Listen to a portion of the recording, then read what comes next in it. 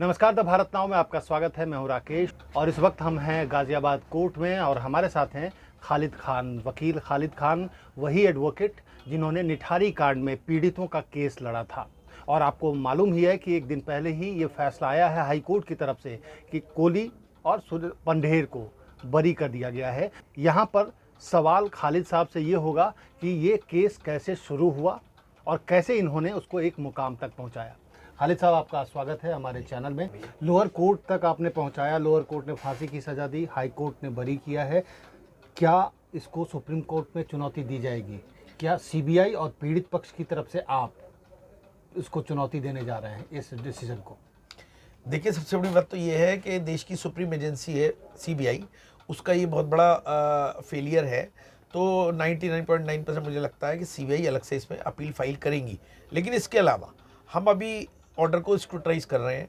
Orders में जो भी लीगल लेकुनाज हमें मिलेंगे और उसके आधार पर पीड़ितों के साथ बातचीत करके इस संबंध में डेफिनेटली हम लोग कोशिश करेंगे कि इसको माननीय उच्चतम न्यायालय के समक्ष अपनी बात अपील में रखें।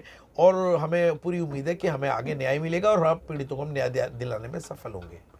जो अब अपील होगी सुप्रीम कोर्ट में आपकी तरफ से या सीबीआई की तरफ से, जो पुराने कुछ एविडेंस थे जिसको शामिल नहीं किया गया सीबीआई की तरफ से, क्या उसको प्रकाश में आप लाएंगे, सामने लाने की उसको ला सकते हैं क्या लीगली? बिल्कुल बिल्कुल। लोअर कोर्ट के जजमेंट में वो सारे को इनकॉर्पोरेट कराया था हमने। हाई कोर्ट ने उनको एप्रिसिएशन नहीं किया, मतलब उनको महत्व नहीं दिया। तो एविडेंस तो सारे अभी हैं, उसी जगह हैं और सारे जो बयान वगैरह हैं वो सब ऑन रिकॉर्ड हैं, लेकिन उनको एप्रिसिएट नहीं किया गया है माननीय उच्च न्यायालय इलाहाबाद के द्वारा। तो उसके ऊपर सारा लीगल एस्पेक्ट देखते हुए उस संबंध में माननीय उच्चतम न्यायालय के पुराने साइटेशंस देख करके और लीगल वे में हम अपना पक्ष सुप्रीम कोर्ट के सामने रखेंगे। और हमें पूरी उम्मीद है कि जो एविडेंसेस माननीय अवर न्यायालय ने एप्रिशिएट करते हुए इसको फांसी की सज़ा दी थी, वो डेफिनेटली सुप्रीम कोर्ट में हमारे एविडेंसेस को एप्रिशिएट किया जाएगा। और हमारी कोशिश रहेगी कि इसमें हम माननीय अवर न्यायालय का जजमेंट को ही एज इट इज़ रखते हुए इनको पुनः पीड़ितों को न्याय दिलाने की अब एक आखिरी सवाल, डिसीजन आ चुका है, इस डिसीजन के बाद पंढेर की क्या स्थिति है? क्या वो जेल से बाहर आएंगे, सारे केसेस से मुक्त हो गए? कोली की क्या स्थिति है, जरा इसको बता दें आप। देखिए, पंढेर की जहाँ तक बात है, डेफिनेटली उसके खिलाफ जितने मामले थे केवल इस समय एक सुप्रीम कोर्ट में पेंडिंग है, लेकिन उसमें भी हाई कोर्ट से वो बरी हैं। तो वो 99% वो बाहर आ जाएंगे।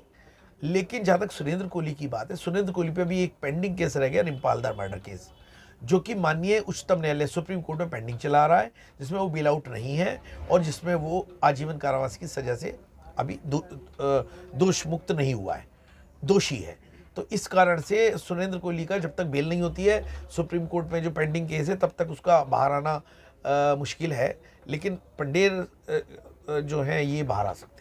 यानी पंढेर फ्री होंगे, निकल सकते हैं, जेल से बाहर आ सकते हैं, फ्री रह सकते हैं। सुरेंद्र कोहली को अभी भी जेल में रहना है सज़ा, क्योंकि वो आप बता रहे हैं कि आजीवन कारावास वाली सज़ा अभी तक उसकी माफ बरकरार है। बहुत बहुत शुक्रिया खान साहब आपका इन तमाम जानकारी के लिए। तो खान साहब ने फर्स्ट हैंड जानकारी दी, जहां इनिशियली स्टार्ट किया, इन्होंने पीड़ितों का पक्ष रखा कोर्ट में, निचली अदालत तक फांसी की सज़ा तक लेकर गए, उसके बाद मामला हाई कोर्ट में चला गया। तो खान साहब ने जो बताया है वो निश्चित तौर पर बहुत ही सुकून देने वाली कि किस तरह से इन्होंने पीड़ितों की लड़ाई लड़ी और उसको एक मुकाम तक पहुंचाया। देखते रहिए द भारत नाउ।